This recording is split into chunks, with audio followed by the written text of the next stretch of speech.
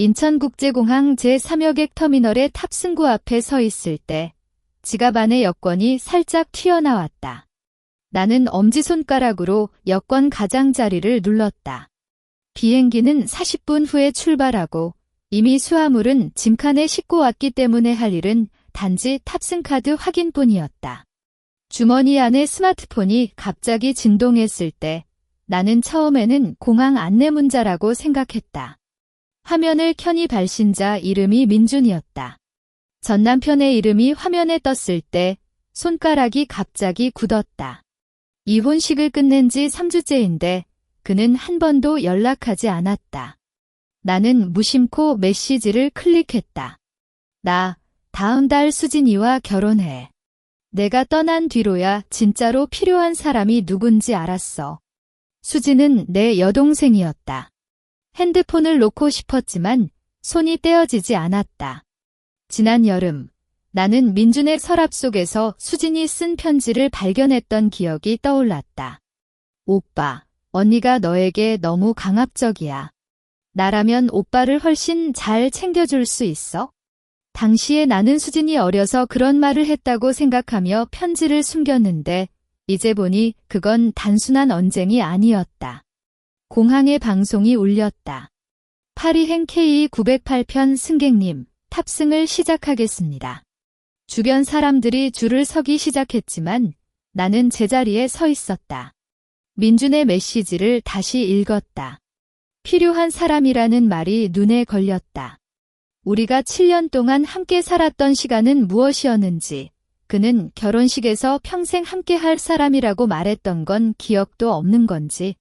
손이 떨렸지만 나는 메시지를 삭제했다. 전화를 걸어 물어보고 싶었지만 그럴 필요가 없었다. 이혼할 때 나는 다음에는 스스로를 사랑하겠다고 다짐했는데 이제 그 다짐을 지켜야 했다. 나는 탑승구로 걸어갔다. 창밖을 보니 하늘은 짙은 파란색이었다.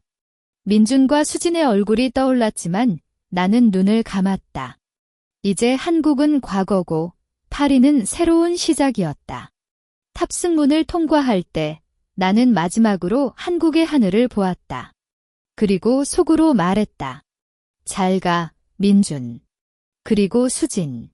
택시가 라틴구 근처의 오래된 아파트 건물 앞에서 멈췄을 때 파리의 햇살이 건물 벽돌을 붉히고 있었다. 짐을 들고 나무 계단을 오르는 동안 계단에서 나는 나무 향기가 옛날 여행했을 때 기억한 것과 똑같아서 잠시 멈춰봤다. 세 번째 층 문을 열자 작지만 밝은 거실이 보였다. 전세로 빌린 이 아파트는 창문이 크고 마루에 깔린 양탄자는 살짝 낡았지만 포근했다. 나는 첫째로 수화물을 풀었다. 여행 가방을 열면 민준과 함께 사갔던 겨울 코트가 맨 위에 있었다. 지난 겨울 서울에서 눈을 보며 함께 샀던 거였는데 그때 그는 이 색이 너에게 잘 어울려라고 말했었다. 나는 코트를 꺼내 옷걸이에 걸고 거울 앞에서 잠시 자신을 봤다. 눈 밑에는 비행기 타고 온 피로가 남아있지만 표정은 인천공항보다는 평온했다. 옷을 정리하다가 가방 안구석에서 작은 인형을 발견했다. 수진이 내 생일에 준 거였는데 인형 옷자락에는 작게 언니 행복하자라고 적힌 글씨가 있었다. 그때 갑자기 작년 가을 가족 모임의 기억이 떠올랐다. 우리 집 식탁에서 수진이 민준에게 자주 반찬을 떠먹여주고 민준은 수진이 말할 때마다 웃고 있었다. 당시에는 수진이 민준을 많이 의존한 애라고 생각했지만 이제 보니 그 웃음 속에 다른 의미가 있었을지도 몰랐다. 한참을 앉아 있었다가 주전자에 물을 붓고 카페를 내렸다. 창문 밖으로는 작은 카페와 사람들이 걸어가는 모습이 보였다. 파리의 사람들은 느긋하게 걸어가며 말을 하고 나는 그 모습을 보며 조금씩 마음이 가라앉았다. 문서 이혼할 때 가장 두려웠던 건 혼자 살 수 있을지였는데 이제 이 작은 아파트에서 혼자 카페를 마시는 시간이 나쁘지 않다는 걸 느꼈다. 오후가 저녁으로 바뀌면서 나는 남은 짐을 다 정리했다. 민준의 옛 물건은 옷장 가장 안쪽에 접어두고 수진이 준 인형은 책상 위에 놓았다. 나는 책상을 닦으며 속으로 말했다. 과거는 과거로 두자. 창밖에 가로등 불이 켜졌을 때 나는 카페잔을 치웠다. 내일부터는 이곳에서 새로운 일상을 시작할 거고 민준과 수진의 일은 이미 지나간 일이라고 다짐했다. 하지만 그때 아직 모르고 있었다. 이곳에서도 한국의 소식은 언젠가 찾아올 거라는 걸. 파리의 아침은 보통 8시에 해가 뜨지만 오늘은 비가 살짝 내려 9시가 되어야 비로소 창밖이 밝아졌다. 나는 커피를 타며 창밖을 보다가 현관벨이 울렸다. 아마도 전날 주문한 식료품 배달일 줄 알았지만 문 앞에 놓인 건 작은 우편 봉투였다. 봉투 표면에는 한국어로 적힌 주소가 있었고 발신일란에 김민준 이수진이라고 적혀 있는 게 눈에 확 띄었다. 손에 우편 봉투를 들고 거실로 돌아왔을 때 커피잔을 들고 있는 손이 살짝 떨렸다. 봉투는 두꺼웠고 안에 무언가 딱딱한 게 느껴졌다. 나는 가위로 봉투를 조심스럽게 잘랐다.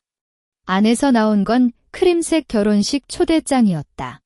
표지에는 민준과 수진의 합성 사진이 프린트되어 있었는데 수진은 흰색 드레스를 입고 민준의 팔에 기댄 채 웃고 있었고 민준은 그녀의 머리를 살짝 쓰다듬고 있었다.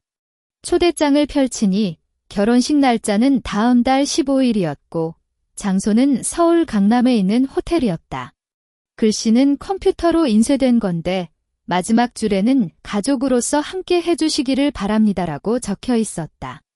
가족이라는 단어를 보자마자 작년 크리스마스 우리 3사람이 함께 저녁을 먹었던 기억이 떠올랐다. 그때 수진은 민준에게 오빠, 다음 크리스마스는 언니랑 함께 해? 라고 물었고 민준은 그냥 웃기만 했다. 지금 생각해보면 그때 이미 2사람 사이에는 나 모르는 관계가 있었을지도 몰랐다. 초대장을 테이블 위에 놓고 앉았다. 참석해야 할까? 아니면 그냥 파리에 남아있어야 할까? 만약 참석한다면 어떤 모습으로 가야 할까? 예전처럼 민준을 바라보면 안 되고 수진을 여동생으로 생각하기도 어려울 텐데. 하지만 만약 안 간다면 이 일에 대한 후회가 남지 않을까? 이혼할 때 민준이 나중에 잘 살아라고 말했지만 그 잘 살아가 이런 건 아닌 걸 알았어. 한참을 생각하다가 스마트폰을 꺼냈다. 친구 예진의 연락처를 찾았지만 결국 전화를 걸지 않았다. 예진은 항상 내 마음을 따라가라고 말했지만 이번에는 마음이 갈리기 때문이었다. 나는 초대장을 책상 서랍에 넣었다. 드로어를 닫을 때 초대장 표지에 민준과 수진의 얼굴이 떠올랐다. 그때 나는 아직 결정을 내리지 못했지만 속으로는 어떻게든 이 일을 끝내야 해라고 말했다. 다음 날 아침 예진에게 전화를 걸어야겠다고 생각했다. 파리의 아침 햇살이 창문 사이로 쏟아질 때 나는 이미 침대에 앉아 스마트폰을 들고 있었다. 화면에 예진의 연락처가 떠 있는데 지난밤 수없이 눌렀다가 취소했던 버튼을 이제야 용기 내 눌렀다. 전화가 3번 울렸다가 연결됐다. 얘야, 너 이 시간에 왜 전화해? 파리엔 아직 아침 아닌가? 예진의 목소리는 아직 졸린 톤이었다. 나는 입을 열었지만 말이 잘 나오지 않았다. 초대장에 대한 이야기를 하려고 했지만 먼저 눈물이 차올랐다. 왜 울어? 무슨 일이야? 예진의 목소리가 긴장해졌다. 문서 나는 결국 초대장을 받은 일, 민준과 수진이 결혼한다는 사실, 그리고 참석할지 말지 망설이는 마음을 다 털어놨다. 예진은 한동안 말없이 듣다가 내가 지금 파리에 있어도 이 일이 사라지지 않아. 안 가면 영원히 마음속에 걸릴 거야. 마지막으로 인사라도 하고 와. 그러면 정말로 너의 삶을 살 수 있을 거야 라고 말했다. 그 말이 마음속에 꽂혔다. 나도 알고 있었다. 파리에 숨어있는 건 해결이 아니라 도피였을 뿐이다. 그래, 갈 거야. 말을 할 때 오랜만에 가벼운 느낌이 왔다. 예진이 그래야지라고 웃으며 격려해줬다. 전화를 끊은 후 나는 컴퓨터를 켰다. 한국행 항공권을 검색했다. 결혼식은 15일이었기 때문에 14일에 서울에 도착하는 항공권을 예매했다. 너무 일찍 가면 민준이나 수진을 마주칠까 봐 겁났고 결혼식 당일 가면 너무 급해서도 안 됐다. 항공사는 전에 타던 대한항공이었고 좌석은 창가 쪽으로 골랐다. 결혼식 때 입을 옷도 생각했다. 너무 화려하면 안 되고 너무 심심해서도 안 됐다. 작년에 샀던 베이지색 원피스를 생각했다. 그 옷은 평범해서 주목받지 않을 것 같았고 동시에 나를 어울리게 해줄 것도 같았다. 티켓을 확정했을 때 컴퓨터 화면을 보며 한숨을 쉬었다. 다음 주 이 시간에는 이미 한국에 공기 호흡할 거라는 생각이 믿기지 않았다. 나는 책상 서랍에서 초대장을 꺼냈다. 이번엔 민준과 수진의 사진을 보고도 마음이 그렇게 아프지 않았다. 마지막이야. 나는 초대장에 속삭였다. 그때부터 파리에서의 일상을 정리하는 일이 시작됐다. 식료품을 정리하고 친구에게 안부를 전하며 결혼식 후 돌아올 준비도 미리 했다. 모든 게 끝나면 정말로 새로운 시작을 할 수 있을 것 같았다.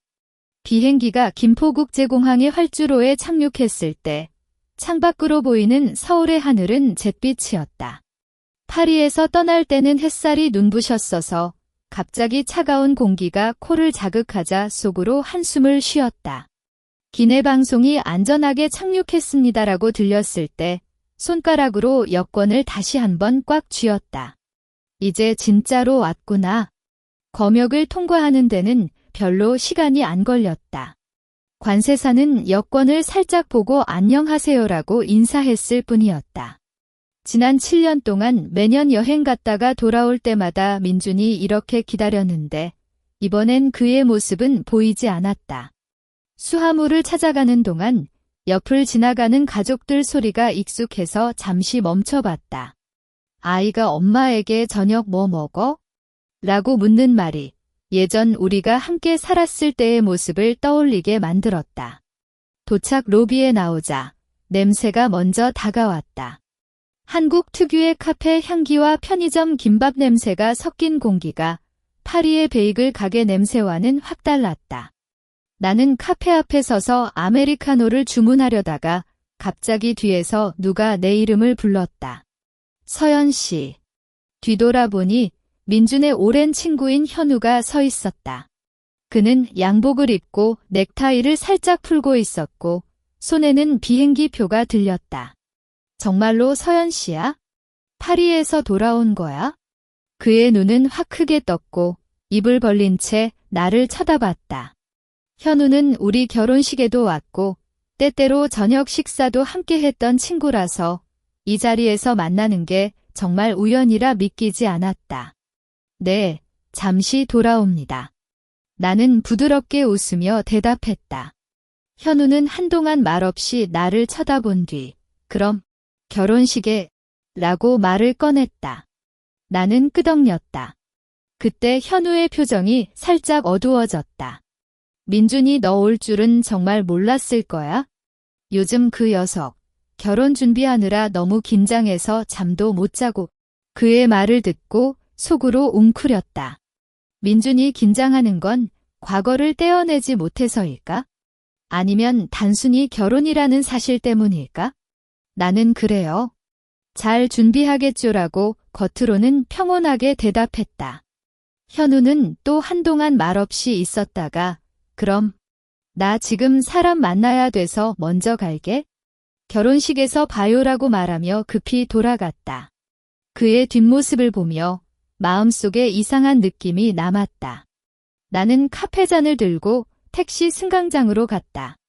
택시 창밖으로 서울의 거리가 지나가는데 익숙하면서도 낯설었다. 호텔 주소를 기사님에게 알려주고 다시 창밖을 보았다.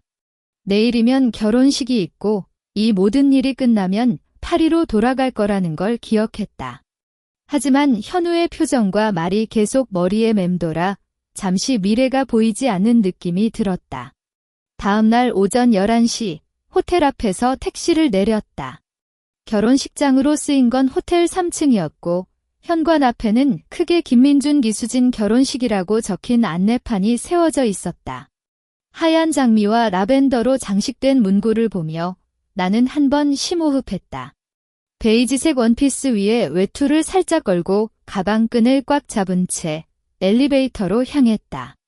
엘리베이터 문이 열리자 들뜬 목소리가 먼저 다가왔다. 친척들과 지인들이 서로 인사를 나누고 사진을 찍는 소리가 끊이지 않았다. 나는 벽에 기대며 잠시 기다렸다. 사람들이 조금 떨어지길 기다렸는데 갑자기 옆에서 언니? 라는 목소리가 들렸다. 돌아보니 수진의 친구인 지민이 서 있었다. 그녀는 분홍색 드레스를 입고 수진을 위한 신부들러리 배지를 달고 있었고 눈을 크게 뜬 채 나를 쳐다봤다. 언니, 너 왔어. 그의 목소리가 살짝 높아졌다. 주변 몇 사람이 우리 쪽을 돌아봤다. 나는 부드럽게 웃으며 오빠와 수진의 결혼식이라 왔어라고 대답했다. 지민은 입을 벌린 채 한동안 말없이 있었다가 그럼 안으로 들어가? 라고 말하며 옆으로 비켰다. 안으로 들어가자 전체 공간이 하얀 꽃으로 장식되어 있었다. 예전 나와 민준이 결혼식 장소를 구경했을 때 그는 우리 결혼식은 너가 좋아하는 흰 장미로 채울게라고 말했는데 이제 그 장미들이 수진의 결혼식을 빛내고 있었다. 무대 앞에는 민준과 수진이 서서 부케를 손님들에게 나누고 있었다. 수진은 흰색 웨딩드레스를 입고 긴 이발을 뒤로 묶었고 민준은 검은색 정장을 입고 넥타이를 단단히 매고 있었다.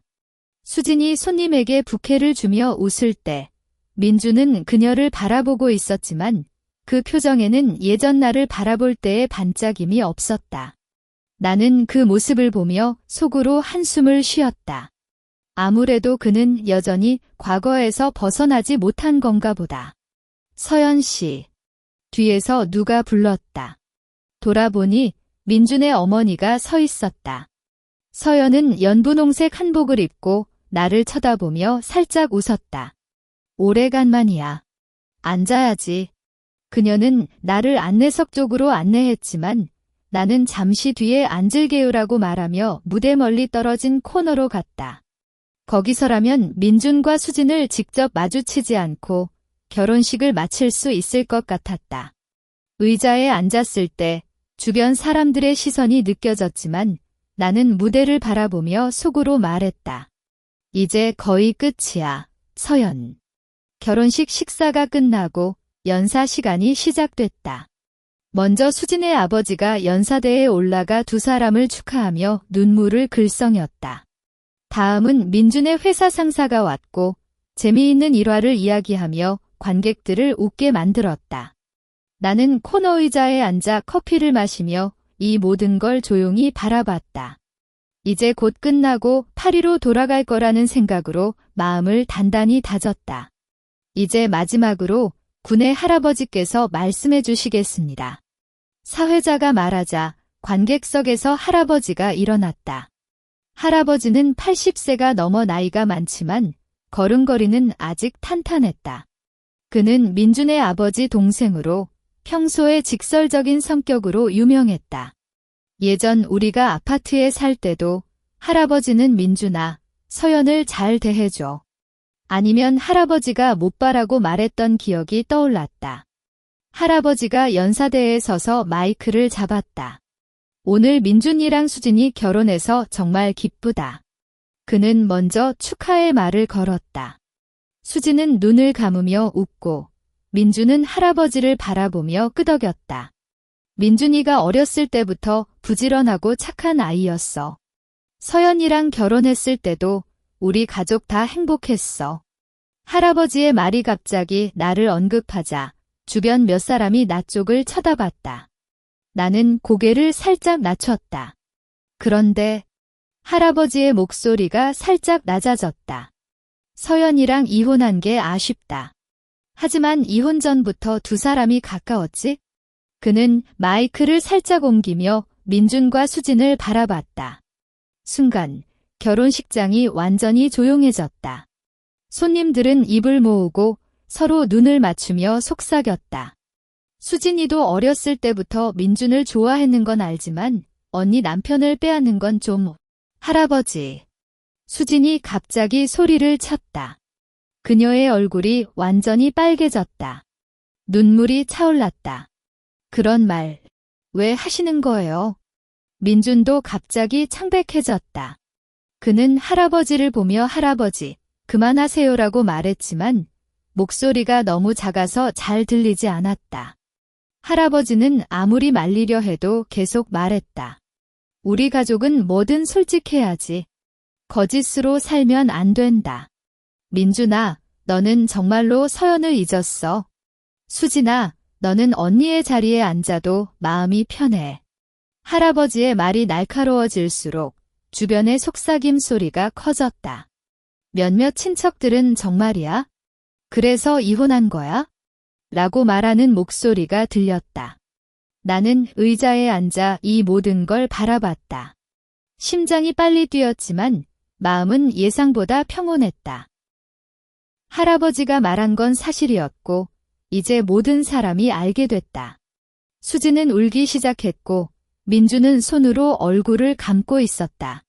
사회자가 급히 할아버지, 시간이 됐어요라고 말하며 연사대에 다가갔지만 이미 결혼식장의 분위기는 완전히 뒤바뀌었다. 이제 더 이상 감출 수 없다는 걸 모든 사람이 깨달았을 거라고 생각했다. 컵이 바닥에 떨어지면서 깨지는 소리가 결혼식장을 가득 채웠다. 민준이 갑자기 일어났을 때 그의 손에 들고 있던 커피잔이 실수로 떨어진 것이다. 갈색 커피가 하얀 카페 위에 얼룩을 만들고 파편들이 사방으로 튀었다. 주변 사람들이 경악하는 소리를 내며 뒤로 물러났고 수지는 울음을 참지 못하고 오빠 라고 외쳤다. 민준의 얼굴은 아무 색깔도 없었다.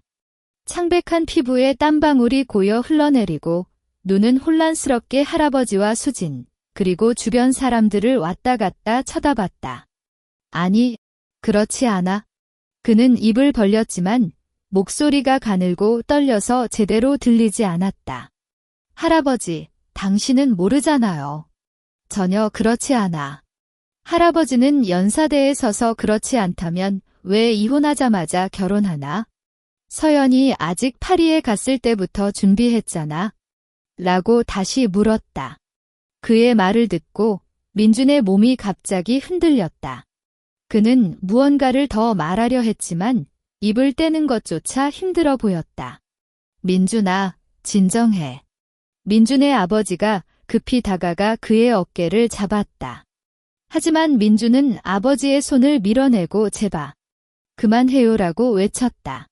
그의 목소리에는 절망감이 깃들어 있었고 눈에는 눈물이 차올랐지만 굳게 이를 악물고 참고 있었다.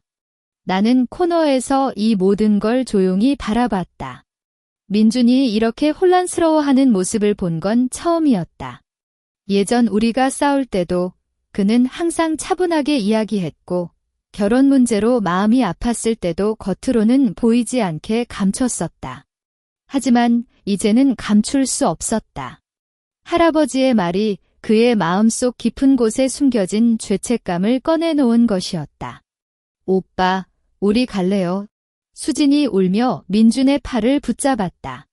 그녀의 웨딩드레스가 눈물로 젖었고 얼굴은 화끈해졌다. 하지만 민준은 수진을 보지도 않았다. 그의 시선이 갑자기 나에게 향했다. 우리 눈이 마주친 순간 민준의 눈에는 놀라움, 죄책감, 그리고 무언가 모를 절망감이 뒤섞여 있었다. 나는 그를 바라보며 아무 표정 없이 유지했다. 이제 어떤 표정을 짓든 의미가 없었다. 모든 건 이미 끝났고 그가 스스로 선택한 길이었다. 민준은 나를 바라본 채 몇 초 동안 멈춰 있었다. 그 뒤 갑자기 나 같다라고 외치고 결혼식장 문으로 달려갔다. 문이 쾅 닫히는 소리가 들렸을 때 수지는 오빠, 오빠 라고 외치며 뒤를 쫓아갔지만 민준은 돌아보지 않았다.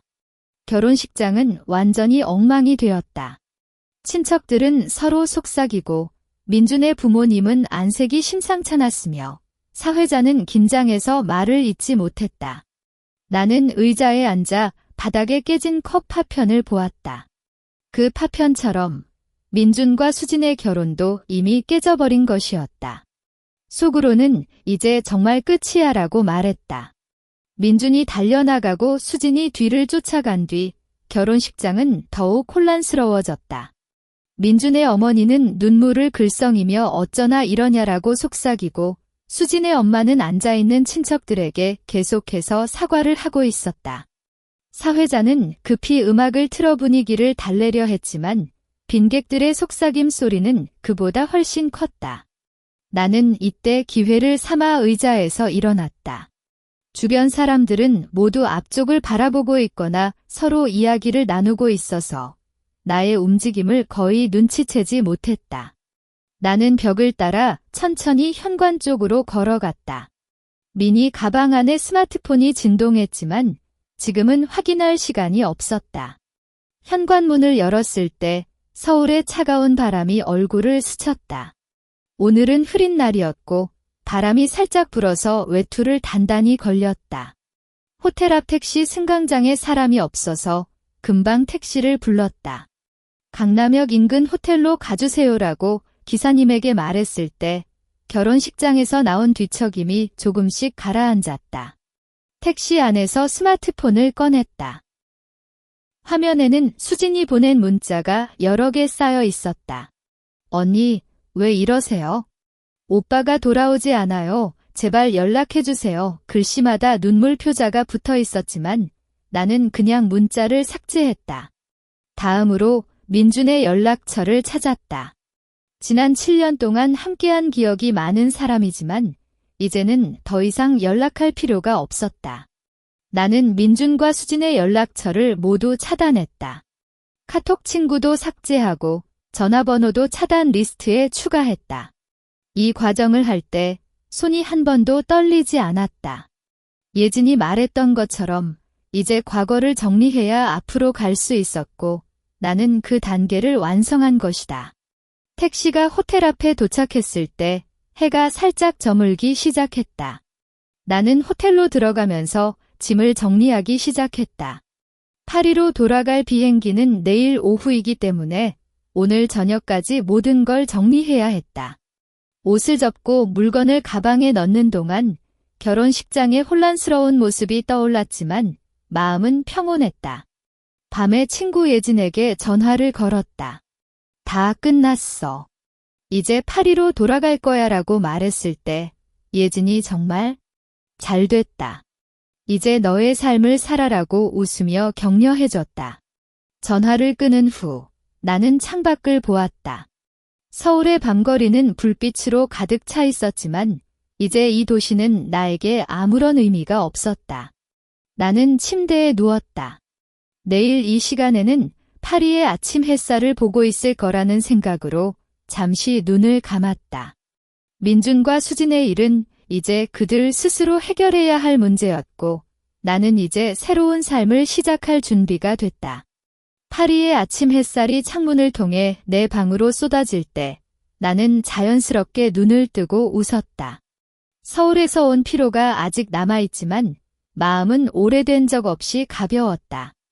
호텔에서 체크아웃한 뒤 아파트로 돌아왔고 오늘은 예전에 다니던 화가 스튜디오에 복귀하는 날이었다. 아침 식사로 베이글과 우유를 챙겨 먹고 가벼운 드레스를 입고 외출했다. 스튜디오는 라틴 지구에서 조금 떨어진 골목길에 있었고 옛날 나무문과 유리창이 아늑한 분위기를 자아냈다.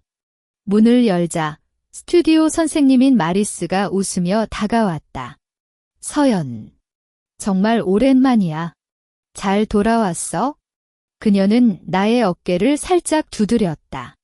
스튜디오 안에는 몇 명의 학생들이 이미 그림을 그리던 중이었다. 나는 예전 자리에 앉아 캔버스를 펼쳤다. 붓을 잡는 순간 지난 몇 달간의 혼란과 아픔이 조금씩 사라졌다. 문서 나는 파리의 거리 풍경을 그리기로 결정했고 붓을 움직이면서 시간이 빨리 갔다. 오후가 되었을 때 마리스가 내 그림을 보며 너의 그림에 평온함이 돌아왔어라고 말했다. 그 말을 들고 나는 속으로 감사하다는 마음을 느꼈다. 이후 매일 스튜디오에 갔다. 그림을 그리는 시간은 나에게 가장 큰 위안이 되었고 점차 주변 학생들과도 친해졌다. 토요일에는 함께 카페에 가기도 하고 주말에는 파리 근교의 작은 마을을 여행하기도 했다. 나는 이렇게 새로운 관계를 만들고 자신을 찾아가는 과정에서 과거를 점차 잊었다. 한 달 뒤, 예진이 카톡으로 메시지를 보냈다. 민준이랑 수진이 결혼식 망한 뒤 아직도 헤어지지 않았어. 하지만 서로 싸우기만 해. 민준이가 너를 계속 찾는다는 소문도 있지만 나는 메시지를 읽고 잠시 생각했다.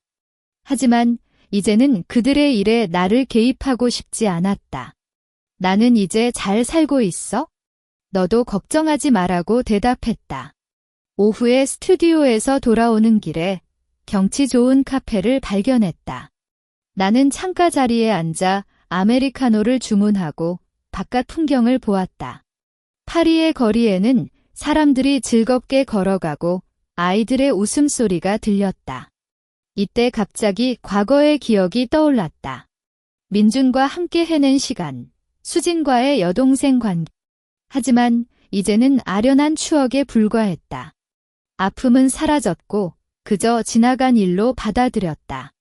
저녁에 아파트로 돌아왔을 때 나는 자신의 그림들을 벽에 걸었다. 각 그림마다 파리의 색감과 나의 감정이 담겨 있었다. 나는 거울 앞에서 자신을 봤다. 표정에는 평온함과 자신감이 돌아왔고 눈에는 예전에 없던 빛이 있었다. 나는 베드에 누웠고 스마트폰을 꺼냈다. 화면에는 아무런 알림이 없었지만 그것이 오히려 편안했다. 내일도 스튜디오에 가고 모레는 친구들과 박물관에 갈 예정이었다.